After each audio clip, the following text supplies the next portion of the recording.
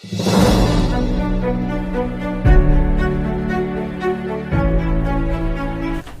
Friends, जेके study point के YouTube channel पर आपका फिर से स्वागत है।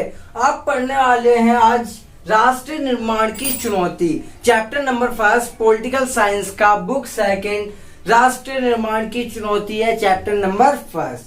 राष्ट्र निर्माण की चुनौती मतलब जब कोई राष्ट्र बनता है तो क्या क्या चुनौतियों का सामना करना पड़ता है। हम भारत का ही एग्जाम्पल लेंगे क्योंकि हम भारत की पॉलिटिकल पढ़ रहे हैं। भारत आजाद कब हुआ था? भारत को आजादी मिली थी 1947 में 14 अगस्त और 15 अगस्त की मध्य रात्रि को। भारत को आजादी कब मिली? 14 अगस्त और 15 अगस्त की मध्य रात्रि को। भारत जैसे आजाद हुआ, आधी रात को भारत के प्रथम प्रधानमंत्री जवाहरलाल नेहरू जी ने संविधान सभा को संबोधित करते हुए एक प्रसिद्ध भाषण दिया था। उस भाषण को कहते हैं भाग्यवधु से चित प्रतिचित भेंट। भाग्यवधु से चित प्रतिचित भेंट या ट्रिस्ट विथ डेस्टिनी। क्या बोलते हैं फ्रेंड्स? Tryst with destiny. जल्दी जल्दी फिर से देख लेते हैं। भारत को आजादी मिली 14 अगस्त और 15 अगस्त की मध्य रात्रि को। जैसे आजादी मिली, भारत के पहले प्रधानमंत्री जवाहरलाल नेहरू ने संविधान सभा को संबोधित करते हुए एक प्रसिद्ध भाषण दिया था। उस भाषण को क्या बोलते हैं? भाग्यवधु से चित प्रतिचित भेंट या ट्रिस्ट विथ डेस्टिनी। समझ आ? अब दो बातें ऐसी थी जो सभी सहमत थे। दो बातें ऐसी थी जिस पर जनता सहमत थी, सारी पब्लिक सहमत थी। तो पहली बात क्या थी कि आजादी के बाद भारत की सरकार कौन सी होगी? लोकतांत्रिक होगी। आजादी के बाद भारत की सरकार कैसी होगी? लोकतांत्रिक होगी। और सरकार समाज के सभी वर्गों के लिए कार्य करेगी, समाज के लोगों के हितों के लिए कार्य करेगी। दो ऐसी बात जिसपे सभी सहमत थे, लोकतांत्रिक सरकार होगी और सरकार सबों के भले के लिए कार्य करेगी। भारत के सामने 3 प्रमुख चुनौतियां आई थी, जिसमें से पहली चुनौती, भारत के सामने कितनी चुनौतियां आई? 3। पहली चुनौती एकता के सूत्र में बांधने की या पिरोने की चुनौती। पहली चुनौती क्या थी? एकता के सूत्र में बांधने की चुनौती। एकता के सूत्र में बांधने की चुनौती के अंदर क्या लिखना है फ्रेंड्स? डिटेल में लिखना है क्योंकि ये 4 नंबर का आता है या 3 नंबर का आता है। एकता के सूत्र में बांधने की चुनौती। भारत अपने आकार में बहुत बड़ा था और भारत में कोई एक वर्ग नहीं था, भारत में विविधताएं थी, विभिन्नताएं थी, बहुत सारे वर्ग थे। तो सबों को एक साथ ला करके इकट्ठा रखना था, हमें एक साथ जोड़ना था। तो एकता के सूत्र में बांधने की चुनौती, पहली चुनौती हमारे सामने क्या आई? एकता के सूत्र में बांधने की चुनौती। दूसरी चुनौती क्या आई? लोकतंत्र स्थापित करने की चुनौती। दूसरी चुनौती क्या थी फ्रेंड्स? लोकतंत्र स्थापित करने की चुनौती। भारत जब आजाद नहीं हुआ था उससे पहले ही भारत के लोगों ने क्या देखा था? एक सपना कि हम जब आजाद होंगे तो हमारा शासन लोकतांत्रिक होगा। लेकिन भारत में 565 रजवाड़े थे, राजतंत्र होता था, वहां पे राजाओं का शासन होता था। इसी को देखते हुए भारत के सामने बहुत बड़ी चुनौती आई कि लोकतंत्र स्थापित करने की चुनौती। तीसरी चुनौती क्या थी? समाज के सभी वर्गों के लिए कार्य करने की चुनौती। भारत में हिंदू, मुस्लिम, सिख, ईसाई, जैन, बौद्ध सभी रहते हैं, सारे वर्ग रहते हैं, ऊंच नीच होती रहती है। तो यहाँ पे एक चुनौती आई थी कि समाज के सभी वर्गों के लिए कार्य करने की चुनौती। सभी वर्गों के लिए कार्य करने की चुनौती। भारत के सामने कितनी चुनौती आई? 3। एकता के सूत्र में बांधने की चुनौती, दूसरा लोकतंत्र स्थापित करने की चुनौती, तीसरा सभी वर्गों के लिए कार्य करने की चुनौती। अब हम आगे पढ़ेंगे कि भारत का विभाजन कैसे हुआ, विभाजन का कारण क्या था, विभाजन की समस्याएं, विभाजन का आधार, विभाजन का परिणाम, ये पढ़ने वाले थे। तो विभाजन का कारण क्या था? विभाजन का कारण था द्विराज सिद्धांत। भारत का विभाजन क्यों हुआ? द्विराज सिद्धांत की मांग करी थी। द्विराज सिद्धांत की मांग करी थी मोहम्मद अली जिन्ना ने। किसने करी थी? मोहम्मद अली जिन्ना ने। द्विराज सिद्धांत की मांग किसने करी? मोहम्मद अली जिन्ना ने। द्विराज सिद्धांत कहता है कि भारत किसी एक कौम का नहीं बल्कि 2 कौम का देश है। द्विराज सिद्धांत क्या कहता है? कि भारत किसी एक कौम का नहीं 2 कौम का देश है। हिंदू के लिए हिंदुस्तान और मुसलमान के लिए पाकिस्तान। ये कौन कहता है? द्विराज सिद्धांत। कौन कहता है? द्विराज सिद्धांत। विभाजन का आधार क्या था? विभाजन किस आधार पर हुआ, किस कारण हुआ? तो ये तो पता चल गया द्विराज सिद्धांत के कारण हुआ, लेकिन आधार क्या था? देखेंगे विभाजन का आधार, विभाजन किस आधार पर हुआ। विभाजन तो हुआ, कारण भी पता चल गया द्विराज सिद्धांत की मांग, लेकिन विभाजन का आधार क्या था? किस आधार पर भारत का टुकड़ा करना था? तो धर्म के आधार पे करना था, धार्मिक बहुसंख्यक के आधार पे करना था। जिन्ना ने कहा था कि हमें अलग देश चाहिए, तो पाकिस्तान बोला था उन्होंने, पाकिस्तान। तो धार्मिक बहुसंख्यक के आधार पे क्या होना था, विभाजन का आधार क्या था, धार्मिक बहुसंख्यक। विभाजन का आधार क्या था फ्रेंड्स, धार्मिक बहुसंख्यक। अब जिस इलाके में मुस्लिम इलाका ज्यादा था, जहां पे मुस्लिम आबादी ज्यादा थी, वहां पाकिस्तान बनाया जाएगा, और जिस इलाके में हिंदू आबादी ज्यादा थी वहां पे हिंदुस्तान बनाया जाएगा। हमने यहां तक देख लिया फ्रेंड्स, एक बार जल्दी जल्दी रिवाइज कर लेते हैं। भारत को आजादी कब मिली, 14 अगस्त 15 अगस्त की मध्य रात्रि को। भारत के प्रथम प्रधानमंत्री जवाहरलाल नेहरू ने कौन सा प्रसिद्ध भाषण दिया था, भाग्यवधू से चित प्रतिचित, भेंट और ट्रस्ट विद डेस्टिनी। भारत के ऐसी दो बातें थी जिसपे सभी सहमत थे। पहली, भारत की सरकार कैसी होगी, लोकतांत्रिक पद्धति से होगी। दूसरी, सरकार समाज के सभी वर्गों के लिए भला करेगी। तीन चुनौतियां थी भारत के सामने, तीन चुनौती, एकता के सूत्र में बांधने की चुनौती, लोकतंत्र स्थापित करने की चुनौती, और समाज के सभी वर्गों के लिए कार्य करने की चुनौती। विभाजन का कारण क्या था, द्विराज सिद्धांत की मांग। द्विराज सिद्धांत की मांग किसने करी थी, मोहम्मद अली जिन्ना ने। मोहम्मद अली जिन्ना की पार्टी का नाम मुस्लिम लीग, मुस्लिम लीग। मोहम्मद द्विराज सिद्धांत कहता है कि, द्विराज सिद्धांत कहता है भारत किसी एक कौम का नहीं बल्कि दो कौम का देश है, हिंदू के लिए हिंदुस्तान और मुसलमान के लिए पाकिस्तान। विभाजन का आधार क्या था, विभाजन का आधार था धार्मिक बहुसंख्यक। धर्म के आधार पर विभाजन किया गया था। हिंदू, जिस इलाके में हिंदू आबादी ज्यादा होगी वहां हिंदुस्तान बनाया जाएगा, और जिस इलाके में पाकिस्तान आबादी, मुस्लिम आबादी ज्यादा होगी वहां पाकिस्तान बनाया जाएगा। विभाजन की समस्या है, हमने चलो विभाजन करने वाले हैं, विभाजन का आधार समझ गए, कारण समझ गए। विभाजन की समस्या है, जब हम विभाजन कर रहे थे कुछ समस्याएं देखने को मिली। समस्या क्या देखने को मिली, मैं मैप यहाँ बना दे रहा हूं फ्रेंड्स। समस्या ये देखने को मिली, आप मन में सोचो, मैंने तुम्हें कहा है भारत का टुकड़ा करना है और धर्म के आधार पे करना है, तो आप क्या करोगे, आपके सामने क्या समस्या आएगी। पहली समस्या ये आएगी कि मुसलमान किसी एक इलाके नहीं थे। पहली समस्या क्या आई कि मुस्लिम किसी एक जगह नहीं थे, पूरे भारत में फैले हुए थे। पहली समस्या क्या आई, मुस्लिम किसी एक जगह नहीं थे, पूरे भारत में फैले हुए थे। दूसरी समस्या क्या आई कि दो ऐसे इलाके थे जहां पे मुस्लिम आबादी ज्यादा थी। दो इलाके ऐसे थे जहां पे मुस्लिम आबादी ज्यादा थी, एक पश्चिम में थी और एक पूरब में थी। तीसरी समस्या क्या आई, हमें तो टुकड़ा करना था भारत का दो, तो इन्हें जोड़ना भी मुश्किल था दोनों आबादियों को। फैसला हुआ कि एक बनेगा पूर्वी पाकिस्तान, एक बनेगा पश्चिमी पाकिस्तान। फैसला ये हुआ। पहली समस्या क्या आई, मुसलमान किसी एक आबादी में नहीं थे, एक क्षेत्र में नहीं थे, पूरे भारत में फैले थे। दूसरी समस्या, दो ऐसे इलाके थे जहां मुस्लिम बहुसंख्यक थे। तीसरी समस्या, इन सभी को जोड़ना मुश्किल था, दोनों इलाके को जोड़ना मुश्किल था। फैसला हुआ कि एक दो पाकिस्तान बनेंगे और एक हिंदुस्तान, एक बनेगा पूर्वी पाकिस्तान, एक बनेगा पश्चिमी पाकिस्तान, और बीच में बनेगा भारत। क्या बनेगा बीच में, भारत। चौथी समस्या ये आई कि मुस्लिम इलाके का प्रत्येक लोग, प्रत्येक सदस्य पाकिस्तान में रहना नहीं चाहता था, वो भारत में मिलना चाहता था, वो द्विराज सिद्धांत के खिलाफ था। एग्जाम्पल में ले लें, द्विराज सिद्धांत के खिलाफ था। एग्जाम्पल में ले लें खान अब्दुल गफार खान, वैसे तो यहाँ का है खान अब्दुल गफार खान। कौन था फ्रेंड्स, खान अब्दुल गफार खान, जो द्विराज सिद्धांत के खिलाफ थे।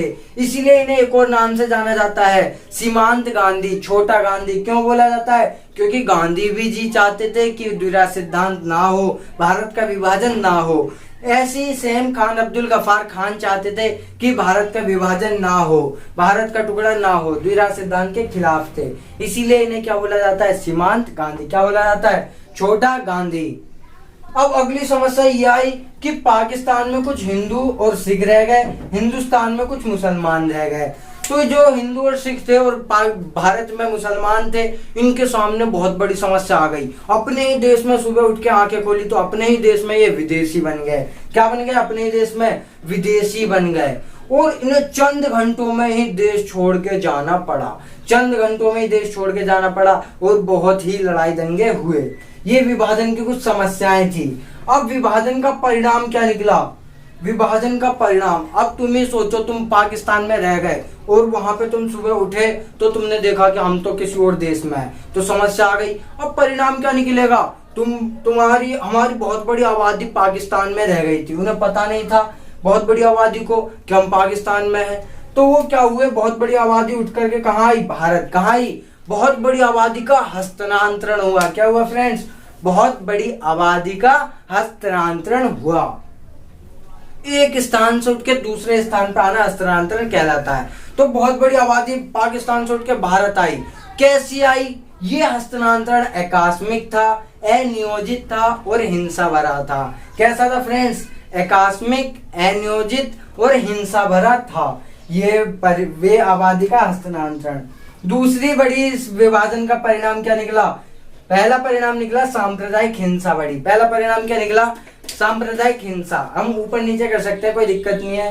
पहला परिणाम क्या निकला, लड़ाई दंगे हुए। जैसे विभाजन का पता चला कि धर्म के आधार पर विभाजन हुआ है, वैसे ही दोनों इलाकों में क्या हो गए, लड़ाई दंगे फैल गए, सांप्रदायिक दंगे हुए, सांप्रदायिक हिंसा हुई। दूसरा, आबादी, बहुत बड़ी आबादी उठ करके भारत आई और बहुत बड़ी आबादी भारत से पाकिस्तान आई। ये जो हस्तांतरण हुआ, आना जाना हुआ, ये आकस्मिक हुआ, अचानक हो गया, अनियोजित हुआ, बिना प्लानिंग के हुआ और हिंसा भरा हुआ। तीसरी समस्या क्या है, तीसरा परिणाम क्या आया कि 80 लाख लोग उठ के आए थे भारत। 80 लाख लोग, यानी कि अपना घर बार छोड़ के कहाँ आए थे, भारत। वो क्या हो गए, बेघर। 80 लाख लोग क्या हो गए, बेघर।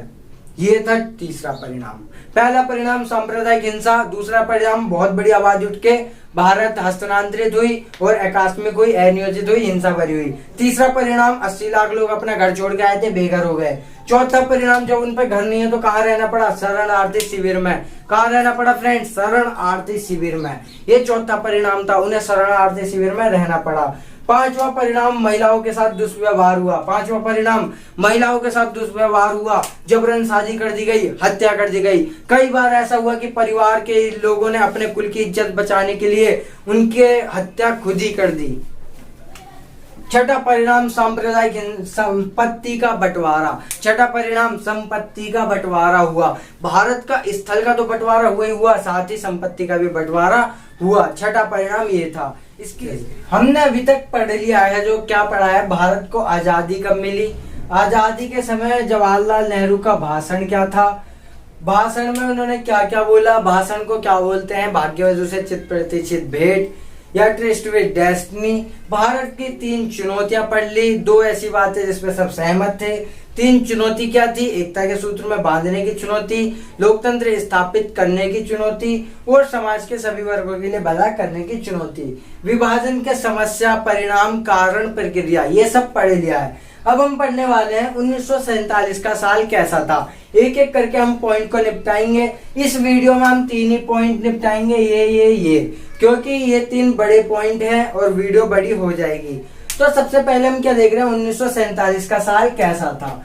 1947 के साल में क्या हुआ था, 1947 का साल मन में सोचो कि 1947 में हमें आजादी मिल गई थी, आजादी मिली अंग्रेजों से, लेकिन भारत का क्या हो गया, विभाजन भी हो गया, सांप्रदायिक हिंसा हुई, लड़ाई दंगे हुए, लोग बेघर हो गए, कई लाख लोग मारे गए। गदर में देखी होगी।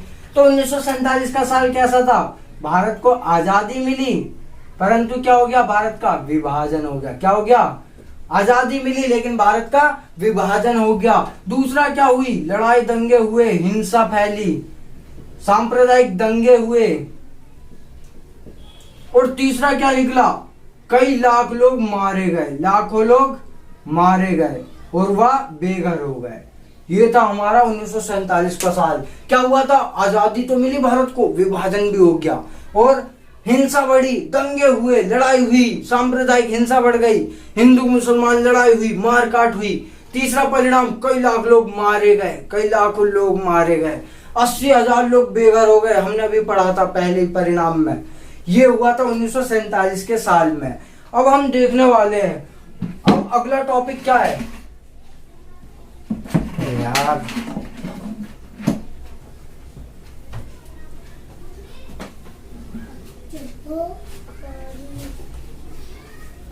अगला टॉपिक क्या है, गांधी का भाषण, महात्मा गांधी जी का भाषण।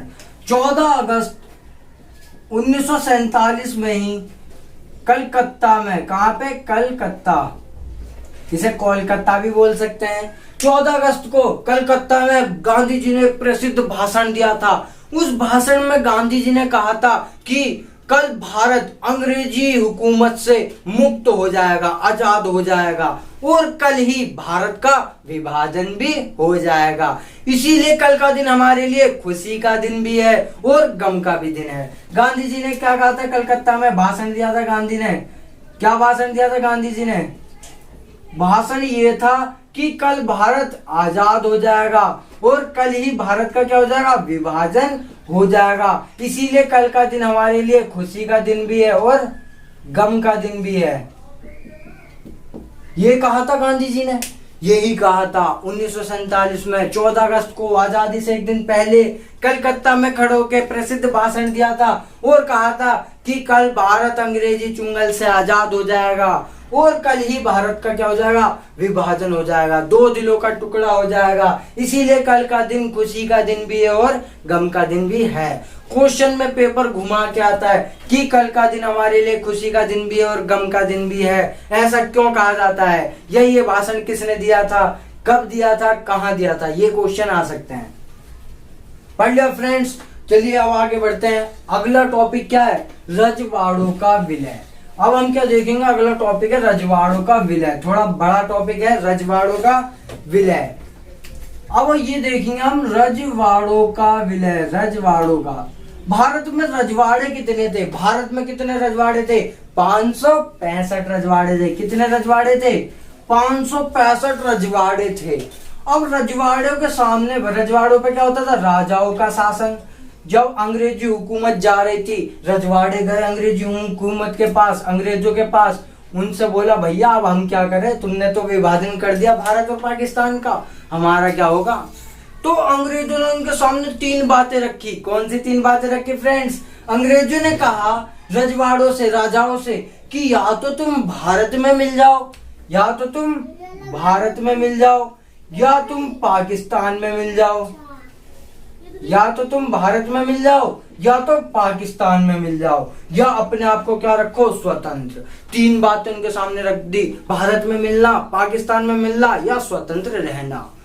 अब रजवाड़े तो खुश हो गए कि कोई चाह रहा था मैं भारत में मिल जाऊंगा, कोई चाह रहा था पाकिस्तान में लूंगा, कोई स्वतंत्र रहना चाह रहा था। तो ऐसा कौन सा रजवाड़ा था? क्वेश्चन आएगा, ऐसा कौन सा भारत का रजवाड़ा था जो अपने आप को सर्वप्रथम स्वतंत्र घोषित कर दिया? कौन सा था फ्रेंड्स? त्रावणकोण। कौन सा रजवाड़ा था? त्रावणकोण। कौन सा रजवाड़ा था फ्रेंड्स? त्रावणकोण। फिर दूसरे नंबर पे आता है हैदराबाद। हैदराबाद यहाँ पर है। हम हैदराबाद का विलय पढ़ेंगे अगली वीडियो में। हैदराबाद का, मणिपुर का, इन सब का पढ़ेंगे। कश्मीर का भी बता ही दूंगा, थोड़ा बहुत जूनागढ़ का भी बता ही दूंगा। तो उन्होंने क्या कहा? अंग्रेजों के पास गए, अंग्रेजों ने रजवाड़ों के सामने 3 बातें रखी, या तो भारत में मिल जाओ, या पाकिस्तान में मिल जाओ, या स्वतंत्र हो जाओ। तो पहला रजवाड़ा त्रावणकोण ने अपने आप को स्वतंत्र रखा। दूसरा रजवाड़ा हैदराबाद ने अपने आप को स्वतंत्र रखा। ऐसे करके भारत के सामने क्या समस्या आ गई? भारत की समस्या ये थी कि भारत का तो टुकड़ा हो जाएगा। ऐसे करके सारे स्वतंत्र होने लगेंगे तो भारत तो टूट जाएगा। ये सपना देखा जाएगा हमने? नहीं, हमने देखा था एकता के सूत्र में बांधने की चुनौती थी हमारी, तो यही तो कारण था, जब भी तो सबको एक ला रहे थे। भारत का क्या हो जाएगा? भारत की समस्या पैदा हो गई, टुकड़ा हो जाएगा। और रजवाड़ों ने बोला था राजाओं का शासन होगा, राजतंत्र होगा, संवैधानिक राजतंत्र होगा। तो भारत की एक और समस्या बढ़ गई कि लोकतंत्र स्थापित करना था हमें, तो यहाँ तो राजतंत्र आ रहा है। तो भारत में रजवाड़ों का विलय करने में किसकी महत्वपूर्ण भूमिका थी? भारत का वो आयरन मैन, लौह पुरुष कौन था जिसने रजवाड़ों को भारत में मिलवाया? वो थे सरदार वल्लभ भाई पटेल। कौन था फ्रेंड्स? सरदार वल्लभ भाई पटेल, जिसने रजवाड़ों का विलय करवाने में भारत में महत्वपूर्ण भूमिका निभाई। उन्हें आयरन मैन कहा जाता है, लौह पुरुष। ये देखेंगे हम। 3 और टॉपिक रह गए, हैदराबाद का विलय, मणिपुर का विलय और राज्य पुनर्गठन आयोग। भाषा के आधार पर बनने वाला पहला राज्य कौन सा था? आंध्र प्रदेश। कैसे बना, क्या प्रक्रिया थी, ये सब हम डिटेल में पढ़ने वाले हैं मेरी नेक्स्ट वीडियो में, पार्ट 2 में। तो आज के लिए बस इतना ही। जिसे वीडियो पसंद आए लाइक, सब्सक्राइब और शेयर जरूर करिएगा।